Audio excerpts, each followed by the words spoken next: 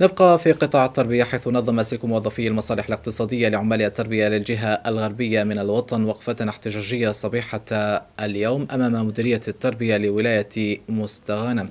كما كانت هناك وقفات أخرى على مستوى البليدة، سكيكدا، بشار والواد، حيث طلبوا بمنحة التسيير المالي والمادي بأثر رجعي منذ الفاتح جونفي 2008، مع تثمين الخبرة المهنية وتثمين الشهادات للقضاء على المناصب الآيلة للزوال، مع معالجة الاختلالات التي أصيب بها بعض المقتصدين، وحل مشكلة التسيير الملحق، منحة التأطير ومنحة المسؤولية ومنحة الصندوق، وكذا تحسين القرار 91/829 الذي يحدد مهام مهنة المقتصدين. المراسل لموسى العادي من مستغانم.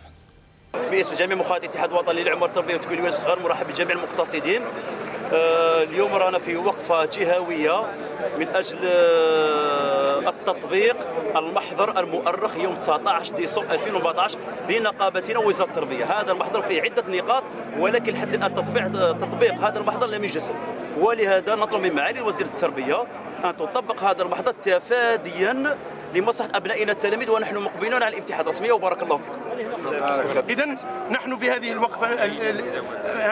في هذه الوقفة نؤكد على بقائنا متمسكين بهذه المطالب، ونحمل المسؤولية التاريخية لوزارة التربية الوطنية وأيضا الحكومة، رئيس الحكومة، ونؤكد على بقائنا في انتظار التزامهم بما جاد فيه المحاضر المشتركة مع الاتحاد الوطني لعمال التربية والتكوين واللجنة الوطنية لسلك موظفي المصالح الاقتصادية.